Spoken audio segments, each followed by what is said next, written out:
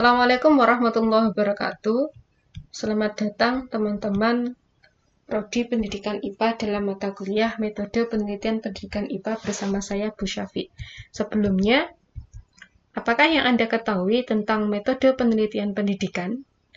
Metode penelitian pendidikan itu terdiri dari 3 kata. Yang pertama adalah metode, kedua penelitian, dan ketiga adalah pendidikan. Lalu, bagaimana penjabaran dari masing-masing kata tersebut? Yang pertama metode. Metode itu adalah cara yang teratur yang digunakan untuk melaksanakan suatu pekerjaan agar tercapai sesuai dengan yang dikehendaki, atau cara kerja yang bersistem untuk memudahkan pelaksanaan suatu kegiatan guna mencapai tujuan yang ditentukan.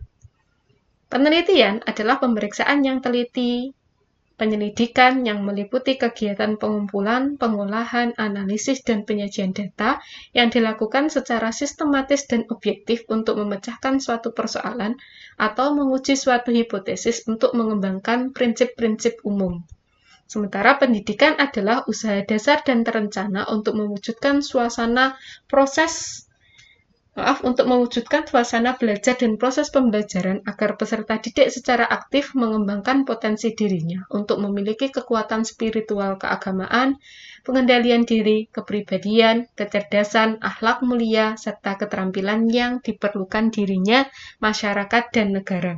Jadi, dari penjabaran pengertian dari masing-masing kata tersebut dapat kita simpulkan bahwa metode penelitian pendidikan merupakan cara yang dilakukan untuk melakukan penyelidikan yang meliputi kegiatan pengumpulan, pengolahan, analisis, dan penyajian data yang dilakukan secara sistematis dan objektif untuk memecahkan suatu persoalan yang terkait dengan bidang pendidikan untuk mewujudkan suasana belajar dan proses pembelajaran yang diharapkan.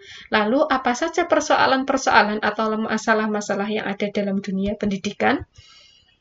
Yang pertama adalah terkait dengan komponen raw input yang meliputi karakteristik pribadi peserta didik, siswa, mahasiswa seperti kecerdasan, motivasi belajar, kemampuan berkonsentrasi dalam belajar, kebiasaan belajar, dan sikap belajar.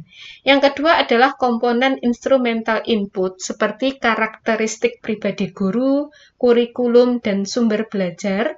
Yang ketiga adalah komponen environmental input seperti iklim lingkungan keluarga, lingkungan sekolah, kelompok teman sebaya, kehidupan beragama, fasilitas pembelajaran, dan kondisi kehidupan sosial, ekonomi, dan politik. Yang keempat adalah komponen proses seperti kualitas interaksi guru dengan siswa, penerapan metode-metode pembelajaran, dan pemanfaatan teknologi pendidikan dalam pembelajaran, dan komponen output seperti kualitas indeks prestasi belajar, kualitas sikap dan perilaku, dan keterampilan atau kecakapan. Jadi, jika kalian akan melakukan penelitian terkait dengan masalah-masalah dalam dunia pendidikan, kalian bisa memilih salah satu dari keempat komponen tersebut. Lalu, mengapa diperlukan penelitian? Yang pertama adalah karena manusia itu memiliki rasa ingin tahu. Rasa ingin tahu ini bisa terjawab dengan bertanya kepada orang lain, membaca referensi, mengadakan pengamatan, dan yang terakhir adalah dengan melakukan penelitian. Yang kedua, karena manusia ingin memecahkan masalah. Pemecahan masalah ini dapat dilakukan dengan cara yang pertama adalah dogmatis, yaitu menerapkan ajaran secara mutlak.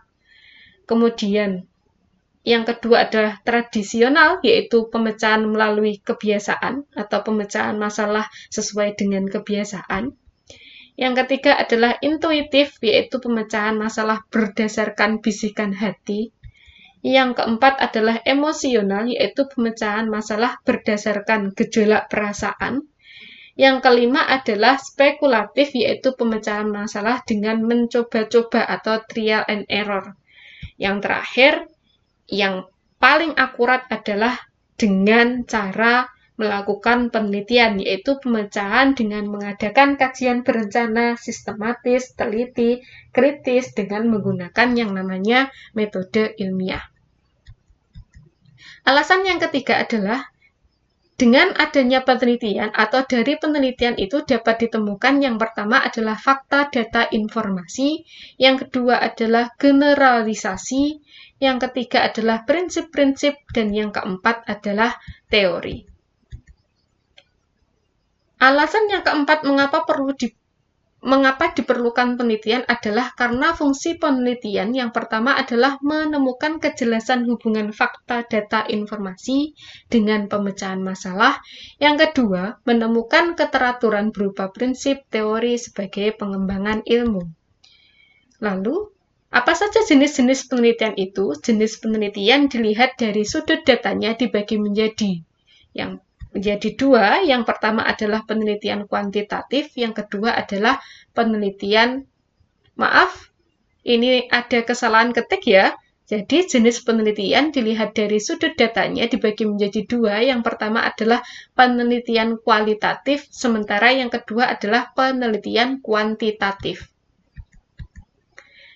Kemudian jenis penelitian dilihat dari sudut penerapan hasil dibagi menjadi dua, yaitu penelitian dasar atau basic research. Yang kedua adalah penelitian terapan atau applied research.